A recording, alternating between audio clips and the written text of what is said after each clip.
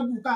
àfi bí wọ́n ṣe wá ní kú ló tọ́ sí ìtẹ́ pa mí lọ́mọ ẹ dákun ẹgbà yín gbogbo ọmọ Nàìjíríà gbogbo ẹ̀yin agbófinró ẹ ṣàánú mi ẹ gbà mí lérí ọmọ mi yìí àwọn ọlọ́pàá headquarter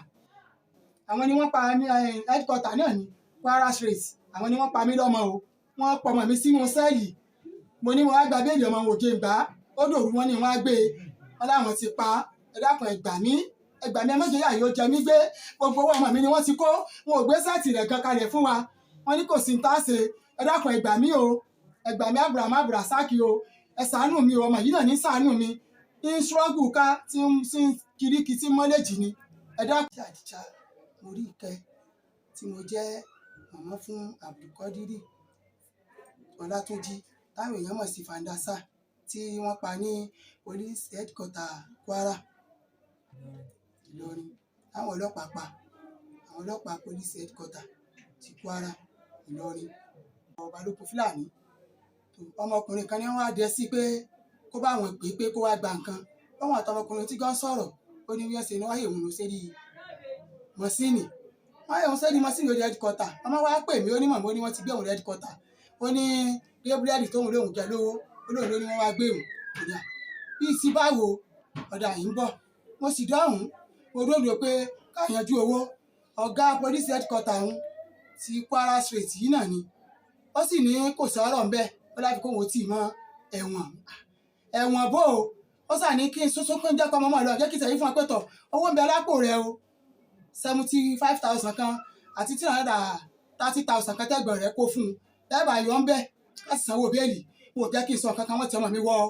inú sẹ́ẹ̀lì bẹ́ẹ̀ ni wọ́n ti wọnú sẹ́ẹ̀lì wọ́n láwọn gba bẹ́ẹ̀lì kankan wípé ó di bí ẹni tí ó ní káwọn ó mú un tó bá yọjú àwọn tó sọ ọ́ lẹ̀ irú kí tún lélẹ́yìí àsìkò ń tọ̀hún ìtì ẹ̀mọ́ nọ́mbà rẹ̀ àrí ìpè ọmọ sá ti tì mọ́lé mo jọ mọ́ sọ̀rọ̀ mo bá fi dìde kán a bá fi gbalé wa bí aago 6 nígbà tí ètò bí aago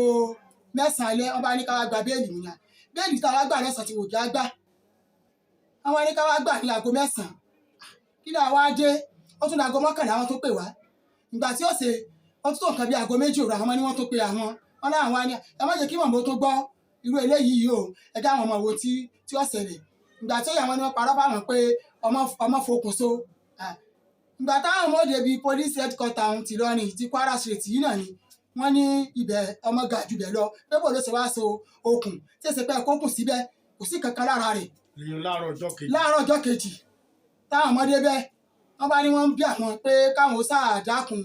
káwọn ó ṣe sùúrù káwọn gbà fọ́lá rẹ̀ àwọn sì gbà fọ́lá ọ̀hún ẹ mú ọmọ ọlọ́mọ ẹ pa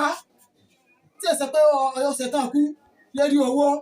ajá yí pé kankan bẹ́ẹ̀ ẹni tó rán yín sí ipa lónìí ẹ pa nù ni wọ́n bá láwọn ti gbọmọ lọ mọ́ṣúárì nígbà táwọn ẹni kan jẹ́ káwọn orí ọmọ ẹsẹ̀ lè gbọmọ lọ mọ́ṣúárì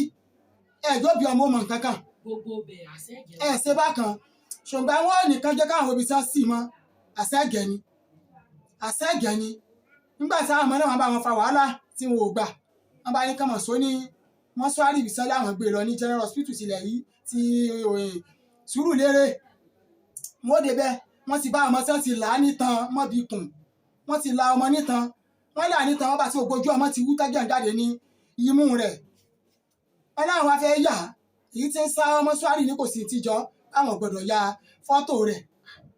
ẹ̀ sì gé kí n lọ fún ara mi tí má lọ fún ara mi wọn ò tó bẹ́ẹ̀ wọ́n láwọn ò sáfẹ́ kí n lọ náà ni kálukú takú tọ̀ nígbà tó sì di pé wọ́n padà lọ tí wọ́n ní pé òkú bò ni wọ́n ní káwọn wá gbé òkú wọ́n láwọn ò ní gbókù ní tẹ́ ẹ bá fọmọ ṣe àti nǹkan tẹ́ ẹ rò tẹ́ ẹ fi pa ẹ ṣàlàyé fáwọn